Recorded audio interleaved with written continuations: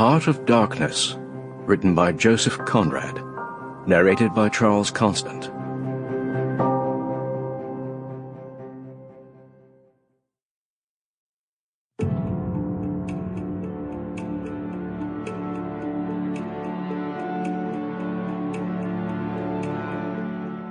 The Nelly, a cruising yawl, swung to her anchor without a flutter of the sails and was at rest.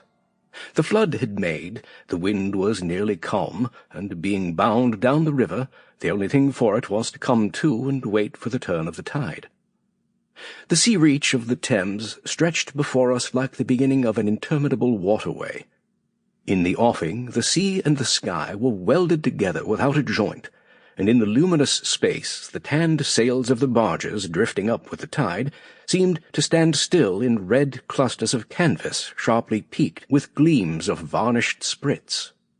A haze rested on the low shores that ran out to sea in vanishing flatness. The air was dark above Gravesend, and farther back still seemed condensed into a mournful gloom, brooding motionless over the biggest and the greatest town on earth. The director of companies was our captain and our host. We four affectionately watched his back as he stood in the bows looking to seaward. On the whole river there was nothing that looked half so nautical. He resembled a pilot, which to a seaman is trustworthiness personified.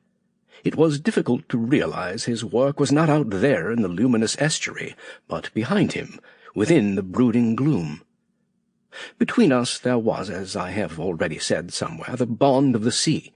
Besides holding our hearts together through long periods of separation, it had the effect of making us tolerant of each other's yarns, and even convictions.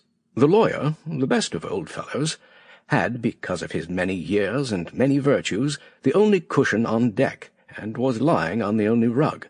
The accountant had brought out already a box of dominoes, and was toying architecturally with the bones. Marlow sat cross-legged right aft, leaning against the mizzenmast. He had sunken cheeks, a yellow complexion, a straight back, an ascetic aspect, and, with his arms dropped, the palms of hands outwards, resembled an idol. The director, satisfied the anchor had good hold, made his way aft and sat down amongst us. We exchanged a few words lazily. Afterwards there was silence on board the yacht. For some reason or other we did not begin that game of dominoes. We felt meditative and fit for nothing but placid staring. The day was ending in a serenity of still and exquisite brilliance. The water shone pacifically. The sky, without a speck, was a benign immensity of unstained light. The very mist on the Essex marsh was like a gauzy and radiant fabric, hung from the wooded rises inland, and draping the low shores in diaphanous folds. Only the gloom to the west, brooding over the upper reaches, became more sombre every minute, as if angered by the approach of the sun. And at last, in its curved and imperceptible fall, the sun sank low, and from glowing white changed to a dull red without rays and without heat, as if about to go out suddenly, stricken to death by the touch of that gloom brooding over a crowd of men. Forthwith a change came over the waters, and the serenity became less brilliant but more profound. The old river in its broad reach rested unruffled at the decline of the day, after ages of good service done to the race that peopled its banks, spread out in the tranquil dignity of a waterway leading to the uttermost ends of the earth. We looked at the venerable stream, not in the vivid flush of a short day that comes and departs forever, but in the august light of abiding memories. And indeed nothing is easier for a man who has, as the phrase goes, followed the sea with reverence and affection, than to evoke the great spirit of the past upon the lower reaches of the Thames.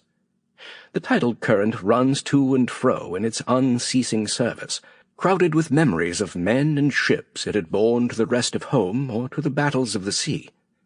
It had known and served all the men of whom the nation is proud, from Sir Francis Drake to Sir John Franklin, knights all, titled and untitled, the great knights-errant of the sea. It had borne all the ships whose names are like jewels flashing in the night of time, from the Golden Hind, returning with her rotund flanks full of treasure, to be visited. Sample complete. Ready to continue?